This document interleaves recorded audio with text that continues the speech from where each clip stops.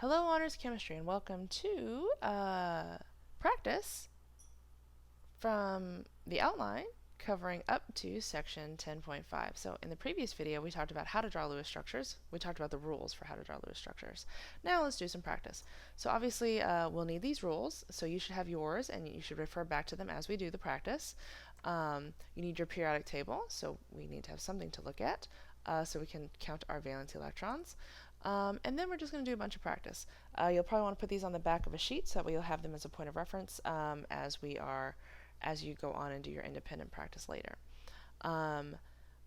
If you are super lost, right, and if the skill builders in the outline just went way over your head, then you probably just want to watch and listen and then go back and watch it again, okay?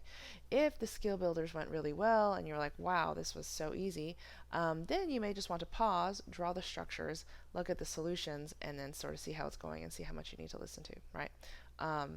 Just stuff to think about. Okay, Lewis structure practice. So here we're going to draw Lewis structures for potassium chloride, right? So first, what do we need to do probably? Right, preliminary step that we didn't write in the rules is we need a formula, okay? And then if we go back to our rules, right, we wrote it down here, but really we could put it up here as a preliminary step. We should also ID the type because that's going to help to guide us, right? What kind of compound is this? Right, this is an ionic compound, meaning is there going to be sharing of electrons? No, right. It's going to be a give and take such that we form cations and anions. So, let's go look at our Lewis structures, right? Potassium has how many valence electrons? Right. Chlorine has how many valence electrons? Right. So then, if I think about how this works, right? And here, like these two things should feed off of each other, right? We already know that this is the formula, right? And we know this is the formula because this has a plus charge, this has a minus charge. So, in order to become a plus charge, what has to happen? Right, it's going to give its electron over here, which means that now we have K plus and Cl minus, yes? All hanging out together. Next up, potassium oxide. So here, and we would think, oh, yep, this one's also ionic, right? And so we would do the same thing, right? We have K, we have oxygen, and then we would say, well, right, what's going to happen is potassium is going to give one electron, and then I'm going to have two potassium ions with a plus charge, and then one oxygen that's going to have its full octet. Now, here, right, don't forget that once we lose those valence electrons, we're not going to draw 8 here, right, because we're going to show that its original valence is empty, right? Now it does have a full valence because, right, its valence is now technically the shell inside. Yeah? Make sense? All right, next up. Methane. So first we need a formula, right, CH4. And then we're going to distribute my atoms, right? Which one's central? Right. By the way, central atom, 9 times out of 10, is the one that's written first. Just, to help you out. So we have our carbon. We're going to distribute my hydrogens. Now, again, Lewis structures are just a model for bonding, okay? A model for bonding, which means that if you really want to put all of your hydrogens down here, it doesn't matter. It's the same exact thing, right? As long as everything is bonded in the same way, okay? So, finishing these out, right, we arrange our atoms, and then we're going to, right, count our valence electrons. Carbon has how many valence electrons? Right, 4, and then hydrogens have 4, we have 4 of them times 1, so we have a total of 8 valence electrons. So, now that we've done this, we're going to distribute our electrons first by drawing bonds, right? Because everybody has to get bonded if they're all going to make a molecule, right? So I've distributed 2, 4, 6, 8 electrons, which means I have 0 electrons left to work with, okay? Because my entire structure can only have as many valence electrons as we started with. So then we count carbon, right? Carbon has 2, 4, 6, 8. What about my hydrogen? Right, hydrogen obeys the duet rule, and hydrogen has access to 2, 2, 2, and 2, which means that yes, this structure is complete. We've done our double checks, and it's all done.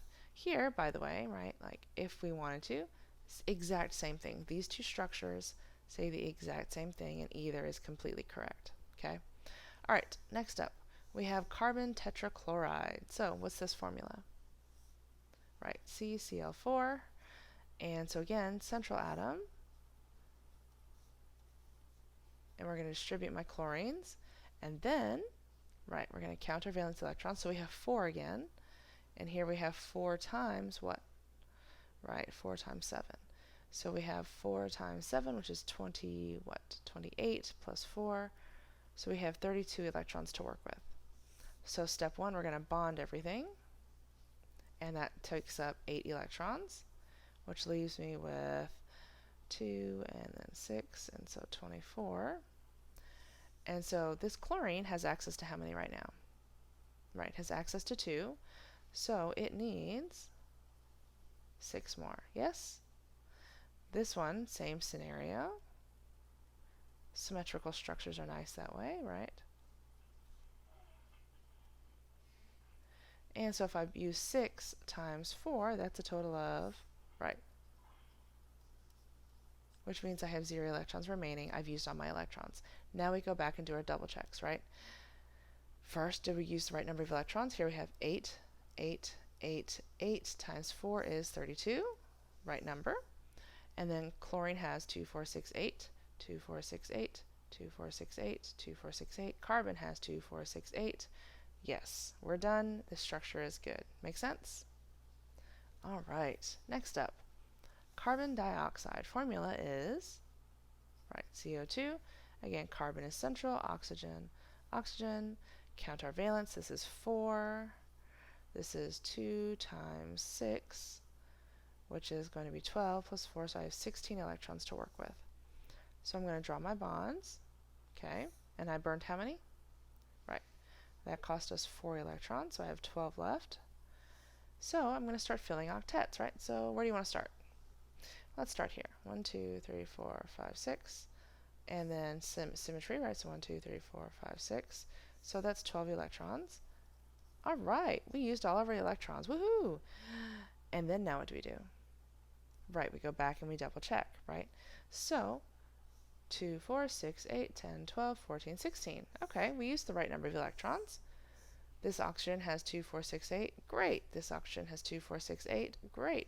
This carbon, though, has access to, right, only 4, which means, right, this is one of those scenarios where we have to redistribute. So what that means is we have to form double and or triple bonds as needed. So what I recommend is you can't exceed the total number of electrons, right? So I can only have this many. So what I would recommend is you erase a pair before you start trying to draw new bonds, right? So I took away a pair, and now I can draw a new bond, right? So now this oxygen has 2, 4, 6, 8. This carbon now has 2, 4, 6. What seems like a good solution next? Right, let's go ahead and redistribute one of these pairs. Now, 2, 4, 6, 8 for oxygen, 2, 4, 6, 2, 4, 6, 8 for this oxygen, 2, 4, 6, 8 for carbon. We do meet our criteria, yes? All right. Next up, nitrogen. What's its formula? Right. N2. So no central atom, right? It's just N2. How many valence electrons do we have? Right, 10. So we're going to draw a bond. Then we'll subtract that off. That gives us 8. So 2, 4, 6, 8. What do we notice? Right, this nitrogen does not have an octet, so we're going to start redistributing, right? So we'll put that there. Do we have octets? Nope. All right, so one more. Now 2, 4, 6, 8, 2, 4, 6, 8, and total of 2, 4, 6, 8, 10. So the structure is good. We meet all the criteria. All right, next up. Arsenic trichloride. Arsenic trichloride. And so then again, central atom,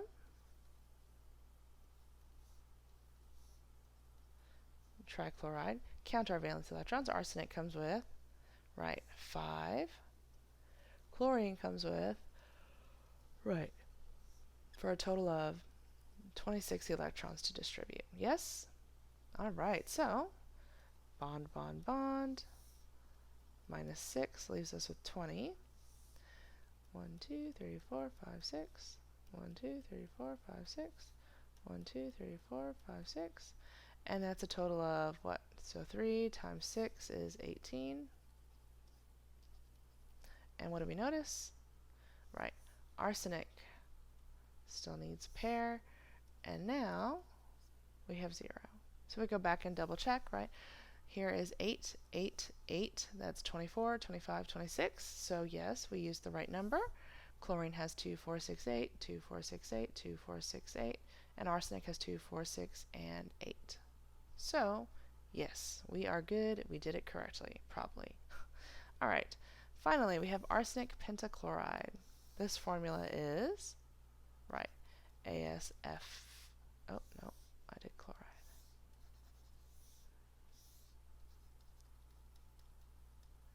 Oh, why do I keep writing that? Oh. All right, so arsenic at the center, chlorine, chlorine, chlorine, chlorine, chlorine. Counting valence electrons, right? This one has 5. This one has 5 times 7, so 35. So we have 40 electrons to distribute. So let's go ahead and draw our bonds. So if we drew that, we used 10, which leaves us with 30. Next up, right, fill octets.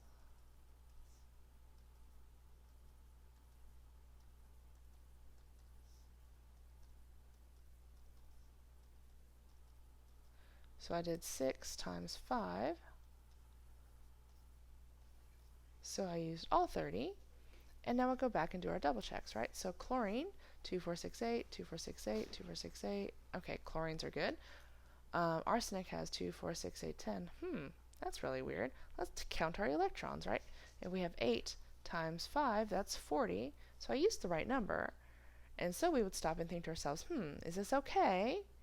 And you would conclude, right, you would conclude that yes, it is okay, because if we take a look at a periodic table, arsenic is indeed in period 3 or greater, so it is capable of having an expanded octet if that's what the number of electrons calls for. So this is our practice on Lewis structures.